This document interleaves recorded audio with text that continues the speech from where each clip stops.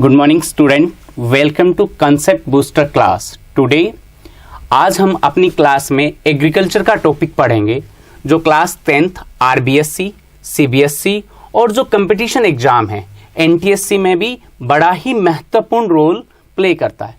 Dear students, हमें पता है कि इंडिया जो है एग्रीकल्चर बेस्ड कंट्री है।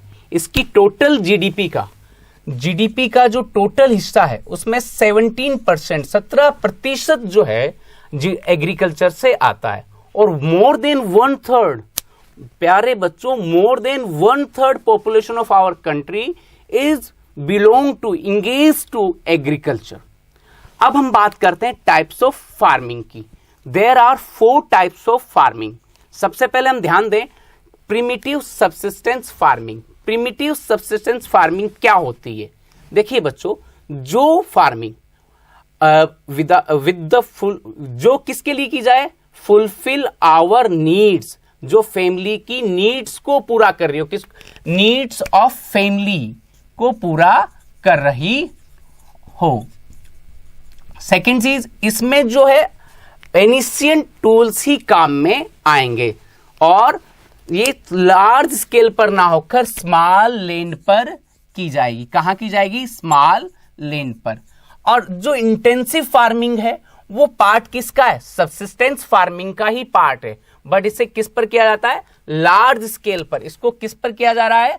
लार्ज स्केल पर किया जा रहा है। लार्ज स्केल पर किया जाएगा तो इसमें लेबर भी लगेगी और साथ में अन्य मॉडर्न टेक्निक्स का भी काम लिया जाएगा। अब अगर हम बात करें कॉमर्शियल फार्मिंग, जैसा वर्ड से ही हमें पता चल रहा है कि कॉमर्शियल फार्मिंग क्या है? वाणिज्य, व्यापार, बिजनेस के लिए की जाएगी। यानी ऐसे किसान जिनके पास बहुत जमीन है वो कॉमर्शियल फार्मिंग करेंगे। और इस कॉमर्शियल फार्मिंग में वो किन किन का यूज करेंगे? HYV सीड्स और केमिकल फर्टिलाइजर। केमिकल फर्टिलाइजर और HYV सीड्स का यूज करने से ये कहां होंगे? ज्यादा उत्पादित होंगे, जिससे वो मार्केट में सेल आउट कर सके। मार्केट में सेल आउट करने से वो अपनी इकोनॉमी को, अपनी आर्थिक स्थिति को और अच्छा बना सकते हैं। तो यहां HYV सीड्स और केमिकल फर्टिलाइजर एंड इरिगेशन, सिंचाई के साधन, तीनों चीजें मिलकर कॉमर्शियल फार्मिंग को बड़ा मजबूत कर देते हैं। Now move on to plantation. Plantation भी एक प्रकार का जो है कृषि का एक प्रकार होता है, जो किसके लिए यूज किया जाता है? प्लांटेशन कृषि का जो फाइनल गुड्स होता है ना, जैसे शुगर केन हुआ, टी हुआ, कॉफी है, ये सभी किसके काम में आएंगे? सेकेंडरी सेक्टर का रॉ मटेरियल है। जैसे शुगर केन प्राइमरी सेक्टर में हो गया और शुगर केन जो है किसके लिए काम में आएगा? शुगर इंडस्ट्री का रॉ मटेरियल। तो प्लांटेशन जो कृषि है, प्लांटेशन की खेती किसको हेल्प करती है? हमारे सेकेंडरी सेक्टर को हेल्प करती है। Now move on to cropping pattern. Cropping pattern बेटा हमने पढ़ा था कि लास्ट क्लासेज में कि there are 3 types of cropping pattern in our country. Number 1 rabi, number 2 kharif, number 3 zaid. तो रबी की जो फसल है वो कब बोई जाएगी? उसका टाइम क्या है? क्योंकि खेती में टाइमिंग का बड़ा ध्यान रखना पड़ता है। तो अक्टूबर और दिसंबर के मंथ के बीच में, कब? अक्टूबर और दिसंबर के मंथ के बीच में रबी की फसल किसान भाई खेतों में बो देते हैं। अब उसके बाद काटने का समय जो अप्रैल और जून है, यानी मानसून के आने से पहले, जब भारत में मानसून आएगा उससे पहले ये फसल काट ली जाएगी।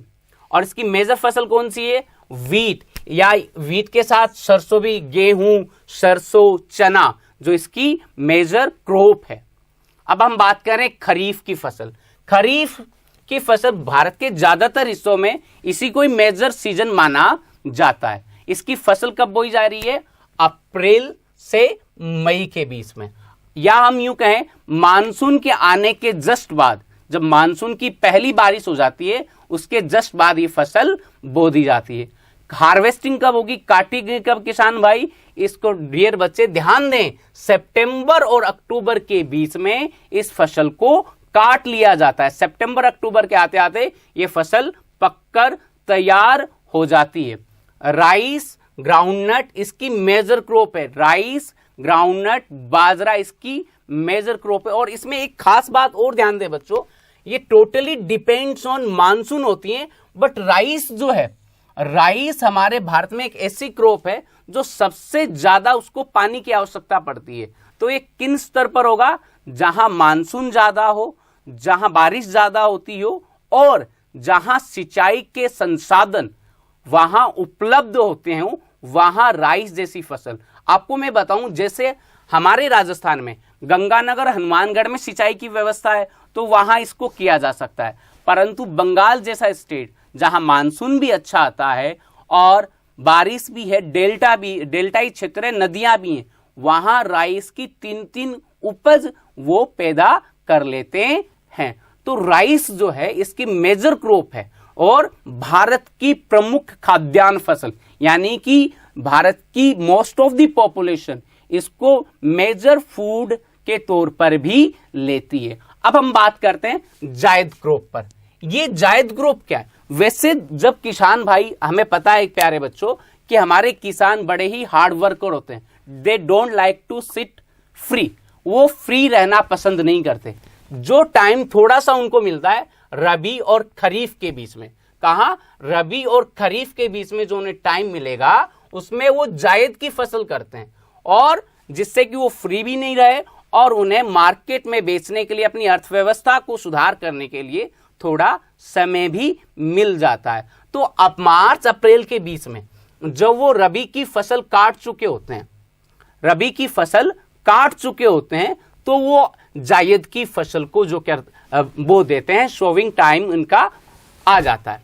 अब हार्वेस्टिंग, जब उन्हें खरीफ की क्रॉप बोनी हो उससे पहले उन्हें खेत खाली करना होगा, तो जून जुलाई के बीच में वो इसको काट लेते हैं। और ये होता क्या है, जो गर्मियों में हमारा सबसे फेवरेट फ्रूट है वो कौन कौन से? वाटरमेलन और मस्क मेलन, इनका जो है मेजर क्रॉप है।